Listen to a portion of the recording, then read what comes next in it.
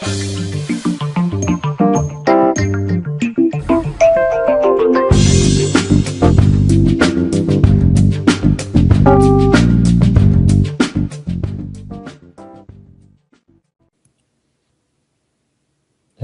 my name is Roman Jinjihashvili, and this is the lecture from the series of world's greatest players who I had a chance to meet with and interact with.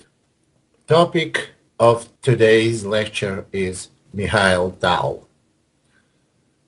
Well, unlike all other greatest players that I have met, he is the only real world's great that I was very good friends with. I was very friendly with him for decades, beginning from the age of 21 when he was 21 and until the like a month or two before he passed away. He passed away, by the way, at the age of 55. Difference between Tal and other world's greats and geniuses and world champions because he's the one that has 100% natural talent. Well, of course, Fischer was natural talent, and Kasparov and Botvinnik and all of them. But difference between them and Tal that they were studying enormous amount of time, and that helped their talent a lot. They were studying openings, invented openings. None of that you could see in Tal's games. He did not have big opening preparation. He didn't spend a lot of time studying openings and memorizing lines. I know that for fact because I've studied with him, I've analyzed with him, and I have spoken to him about it. He was a real artist, creator, and he created everything over the board. This was absolutely incredible genius. I've met him first in my hometown of Georgia, former Soviet Union, when he visited there and stayed, was guest in hotel, Georgian Federation guest, and we young players we used to come there and play him few games or watch him. He was absolutely amazing. He came there with his wife and we watched him. We were absolutely amazed by the amount of time he was spending on most complicated combinations.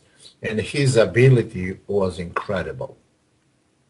And that made the pure tactics and ability of complicate position made him a very difficult opponent for anyone, for any chess player on the planet. He won the number of big international tournaments that there is no need even to list them. He won countless top tournaments using your tactical ability, your imagination. Just that was so powerful in Tal's case that he was able to defeat legend, world's legend, Mikhail Botvinnik in the match. Botvinnik just was getting good positions in the opening, and he wasn't able, Botvinnik was clearly superior in opening preparation, but he just couldn't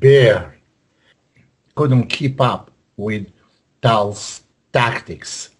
Tal would sacrifice sound or unsound, pawn or two pawns or exchange, creating incredible mess on the board that only years later, after detailed analysis, people will find that it wasn't correct. But you don't have that much time while you're playing, and you cannot move pieces on board while you're playing.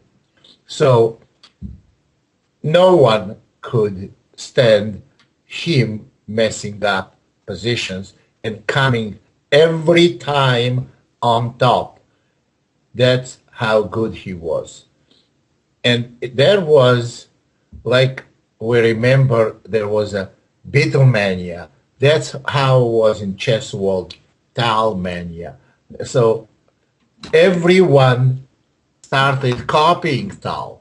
They started playing sacrifices, and you could see some unfortunate followers that would sacrifice piece, sacrifice pawn or material for the sake of sacrificing and then looking for solution. And that wasn't the case. There was no solution. Dahl had incredible ability of create grounds for this combination. Every tactical effort he made was very well justified and has made a lot of sense.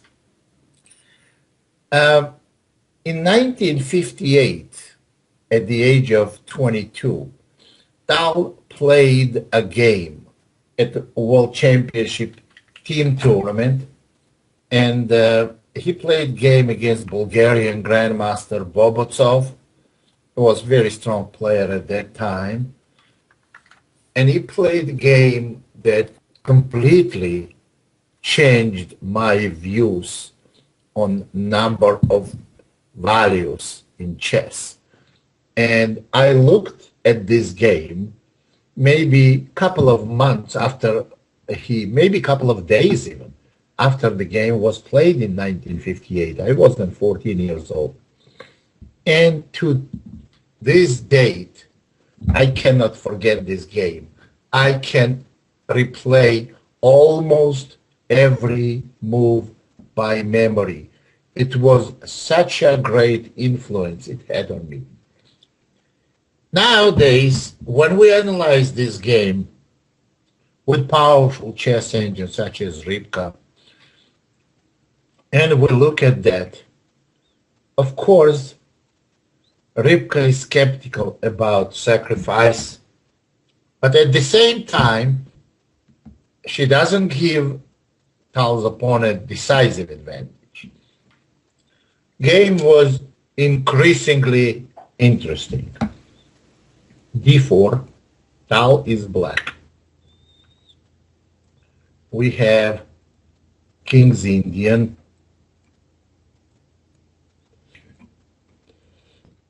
Zemish variation, castling, knight e2, c5, bishop e3, knight bd7. This is the old-fashioned way of playing this opening. Queen d2, a6, castle, queen a5. Nobody plays today against Zemish knight bd7 variation. King b1. At the time this game was played, Tal, I spoke to him much later about this game. He has never seen this concrete position before. He went b5. And he was very hesitant to play b5 because he knows that purpose of move king b1 was to play knight d5 next move.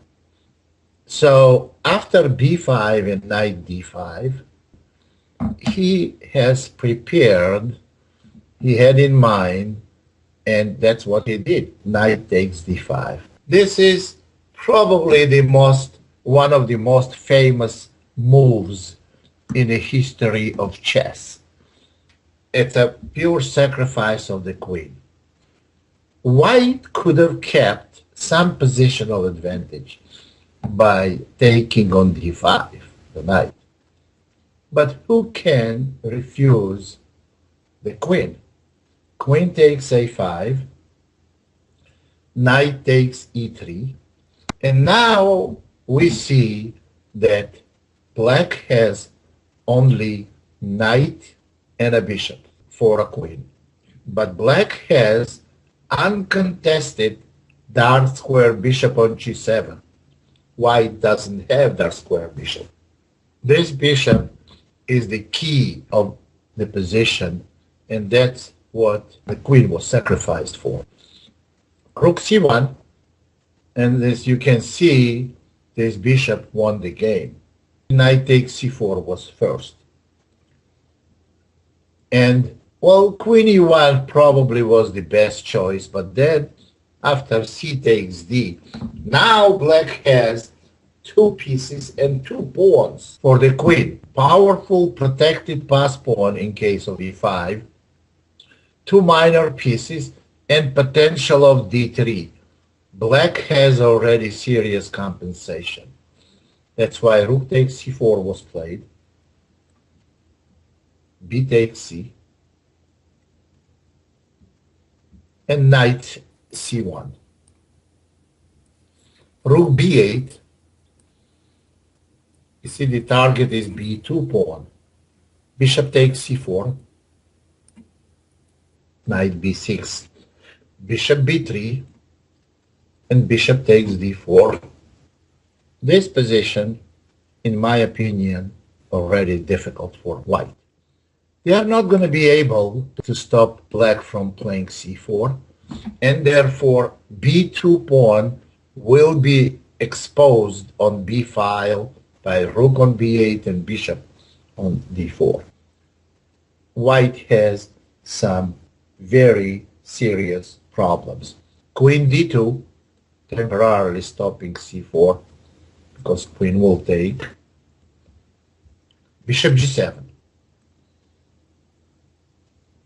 Knight e2, trying to put knight on c3 and block the diagonal. c4. And after bishop c2, c3. Now white's position is lost. Knight takes c3 is out of question, because after knight c4, white's position completely collapsing. Rook takes b2, followed by bishop e6. Just to show you, this is absolutely spectacular position. Not to mention that black can win immediately here by giving bishop h6 check and knight e3 check, picking up the bishop of c2. But to see clearly the dynamics of black's pieces, it's an amazing picture. White is totally helpless. And what counts here, not the value of the piece, because white has the most valuable piece, the queen, but quantity of pieces. Black has 5 pieces attacking the king. White has 3 defending. This, as a rule, is always deadly. And this case is not an exception. By the way, here, bishop h6 wins, and because on king d1, as I already mentioned, knight e3 is very good, and also rook b1 check is very good, because if king moves, we're going to pick up the rook on e2, and regardless which piece is going to take on b1, there is going to be a fork, and black is going to end up in the end game with the 2 bishops versus bishop and knight, an extra pawn, and completely winning position. So after c3, queen d3 was played. Now c takes b. And position is totally hopeless. What black needs to do, just come close to white's king and to give check to access some of the a3 or d2 squares. white king is paralyzed, and b2 pawn is like having a bone in your throat that won't let you move at all. So after c takes b, knight d4, bishop d7, rook d1, rook f to c8. And that's what I found absolutely fascinating, that black sacrificed the queen.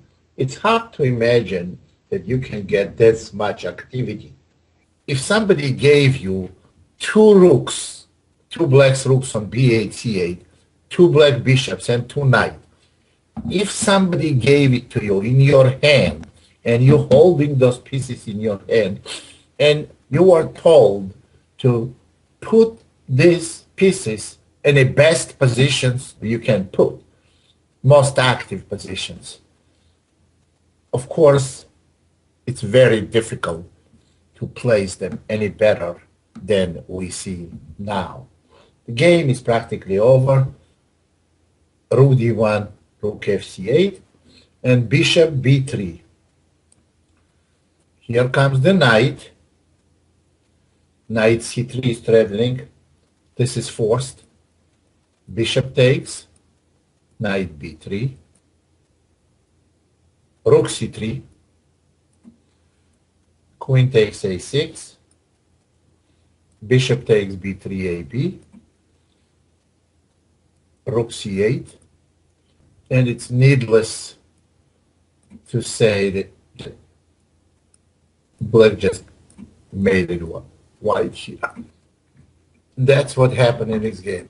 This is incredible ability for black to develop initiative. Well, you see, you have to envision that in the position before you play b5. When he played b5, of course, Tal did not have a vision of final position. No, he had a vision that his pieces, like a spring, they're going to open and create enormous pressure on white's king. And that's exactly what happened. This didn't happen in a simul that you could say the opposition was very weak. No, this happened in a very serious tournament against very serious opponent. And so after this game, for a while, I was under influence of positional sacrifices. There were different positional sacrifices, such as Petrosian would make, but Petrosian would sacrifice. His favorite sacrifice was, he told me several times, that's another actually great player, we're going to cover him, and I was very friendly with in the late Petrosian. And he would sacrifice exchange, that's what he liked to do, for positional values. He said, exchange for a pawn is no material advantage.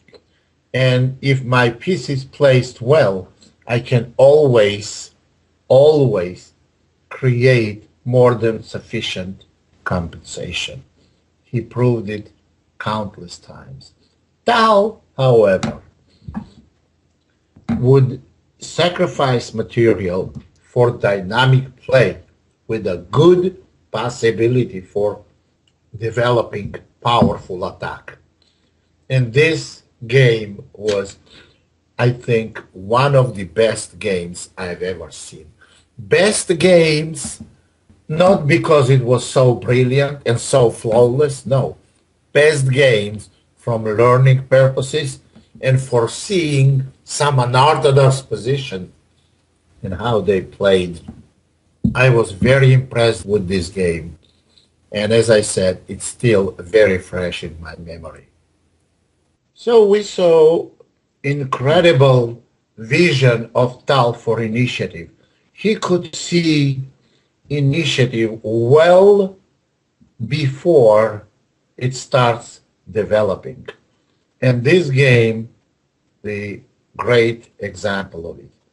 We're going to have another video on Tal that will show another strongest points of in his career of his the chess and couple of most incredible games and how it changed a lot of players' vision on initiative on active chess. Thank you very much.